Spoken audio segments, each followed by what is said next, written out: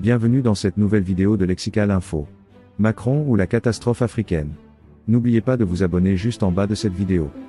En choisissant, en réaction au coup d'État, de punir les populations sahéliennes notamment en coupant net toute aide humanitaire et au développement. Le président Macron se trompe de cible et fait le jeu des militaires au pouvoir au Mali, au Burkina Faso et au Niger. Il ajoute ainsi au ressentiment envers la France au sein de l'opinion publique africaine, et perpétue une politique diplomatique désastreuse. Une des raisons les plus fréquemment avancées, elle est par ailleurs fort plausible, de la très surprenante décision de Macky Sall de repousser l'élection présidentielle au Sénégal et le piètre score prédit à son candidat, et Premier ministre en exercice, Amadou Ba. La France n'y est peut-être pas pour rien, un impair de plus. La réception ostensible à Paris, en décembre dernier, du Premier ministre sénégalais par Elisabeth Borne est à mettre en effet au compte des nombreuses gaffes contre-productives qui émaillent la politique africaine d'Emmanuel Macron.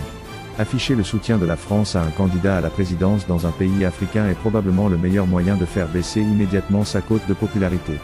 Lionel Zinsou en sait quelque chose, sa proximité avec Macron l'a discrédité lors de l'élection présidentielle au Bénin en 2016. Mais il y a bien plus grave. C'est la politique africaine tout entière d'Emmanuel Macron qui est inconséquente et calamiteuse.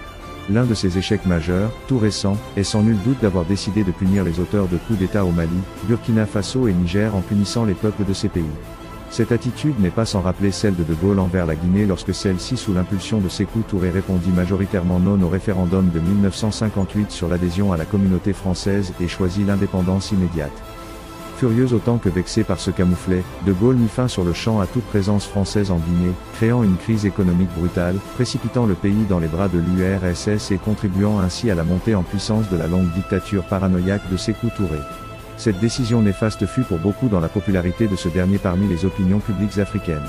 En outre, le caractère personnel et purement émotionnel de la réaction gaullienne apparaît a posteriori comme d'autant plus vain et contre-productif que la fameuse communauté fut un échec total qui ne dura pas plus de 2 ans, période au bout de laquelle tous les pays africains qui avaient répondu oui choisir à leur tour l'indépendance, acceptés désormais sans mot dire par la France.